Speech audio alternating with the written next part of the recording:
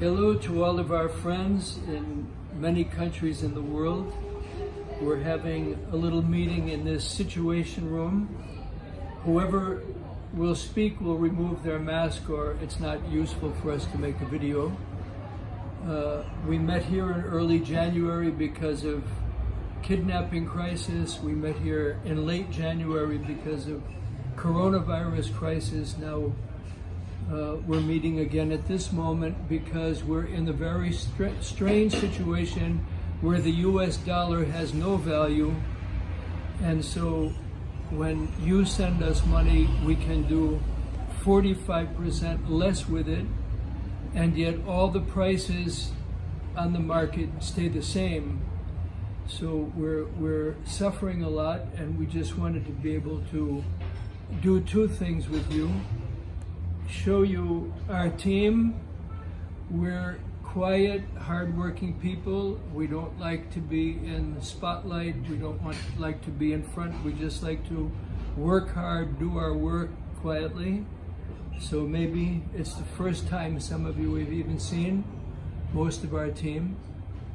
But because we're trying to discuss strategies of how we're going to survive this difficult moment with the finances that we're sitting together. Fondation Saint-Luc is 20 years old this year, 2020, 20 years old. Can you imagine? We've faced all conceivable things: earthquakes, social revolutions, political revolutions, floods, hurricanes, coronavirus, every kind of disaster, and now we're about to be completely toppled by a problem that we could never have foreseen, which is the US dollar has no value. Practically, it's lost half of its value. So we're glad for this chance to explain to you we're willing, we're able, we want to continue our work. There's not a lot we can do if you can't put diesel in the truck. There's just not a lot you can do if you can't buy medicine. There's a lot we want to do, but some people need an amputation to save their lives. We need funds to be able to do our work. Teachers have to be paid, books have to be bought, and we're really in anguish for what's going to happen now for this completely unforeseen problem of a weak dollar. So in any case, as I said, whoever is going to speak will remove the mask. First will be Neves, who's the cornerstone of all St. Luke programs for 20 years, and he'll say a few words and then he'll introduce the next speaker.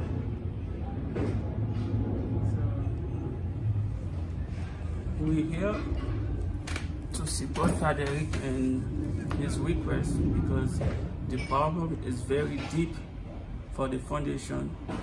The problem is very deeper for the Haitian people now. So we're here to find a solution. I have to say thank you because you have supported us long time ago. So I will introduce my team, my assistant, Augustin, Dr. Augustin, Madame Betty, Gregory, Madame Magloire, and Gabriel Officier, and the President of Children for the Education Medical. Hello to our dearest friend. We are very happy to be here and to support to confirm what Father Rick and Director Neves just said. And I am Jaibel Jean-Gilles. I run 36 schools and 16,000 students benefit the education we provide. So this year is very special and difficult. As Father Rick said, we have different problems, situation, crisis, about kidnapping, gangsterism, about COVID-19, different kind of things that complicate the situation. We try to provide the education to the children. So first of all, we want to talk about the psychological issue we have about the education service we provide to the children. First of all, with gangsterism, so education becomes a little bit discouraged in the slums. We try to help the children because, you know, Right now, people involved more in gangsterism, try to find money because it's a way to discourage children to come to school. And by our side, we do our best to see how we can encourage students, make a team of motivation and sensitization, or we can motivate them to do the best to come to school and to be hopeful with what they receive for education. But about financial, with the loss of value, things become more complicated. Let's take an example. Last year we have a budget of $4 million to make the school run. But with the loss of US value money, right now we need an increase, a raise of $2 million over the budget of the last year.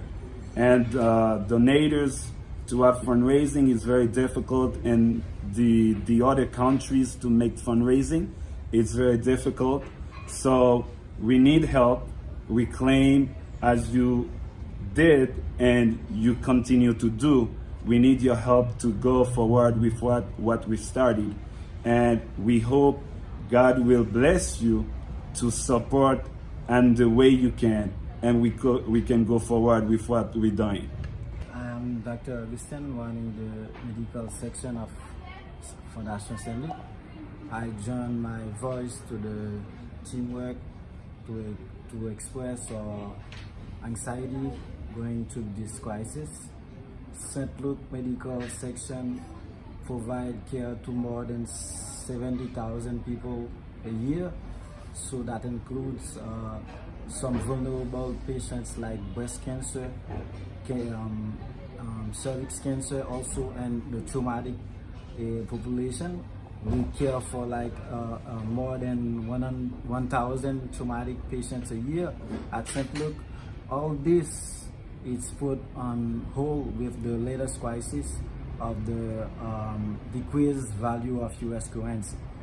So to be short, we're out of 60% of our budget, and we rely on you for now to support us, because without your support, for sure, this will end, and this will be a big issue for the Asian people. This year was a very difficult one, and StLuke Hospital, one of the very few alternatives to COVID in Haiti. So we have seen more than 1,400 patients, caring for more than 600 COVID positive patients. So all this will also end if we can't survive this crisis. Again, we're out of 60% of our budget, and we really need your support to keep this alive. Moi c'est Madame Birgit, moi dans service finance là. Moi joine avec groupe là pour moi capable dire nous que nous vraiment avons besoin l'argent pour nous supporter. Déjà c'est humanitaire nous a fait. Sans l'argent nous pas aider ti moun yo qui dans l'école, nous pas capable aider moun yo qui besoin aide pour médicaments. C'est-à-dire que nous avons besoin pour nous continuer avec le programme StLuke qui a commencé dans aider les gens, surtout dans la Cité Soleil, les gens qui sont défavorisés et puis zones défavorisées. Si nous avons besoin de continuer pour le programme toujours fonctionnel, continuer à aider nous pour le programme toujours camper. I think it's important for you to know that we love our work. And we're very proud of what we've been able to do for 20 years. And to be able to influence children, and to be able to help sick people, and to be able to provide employment to people, it's very fulfilling. It's a fulfilling way to spend your time, to spend your life. We're very glad with the work that we have to do. Money is the least important part. The most important part are the relationships that we have with so many people, especially younger generations and those who are very vulnerable, and tried to give everybody encouragement and hope and a little bit of better life under God under the blessing of God, with God's help, it's why we live and move and have our being. We're very happy to do it, and we don't want to make this about money. It's just that we would rather stay busy.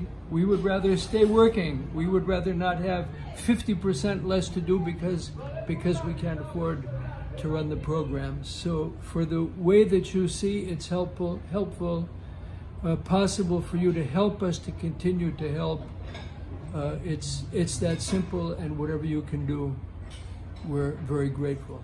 So thank you. I'm proud of the team, and I'm glad you had a chance to meet some of them.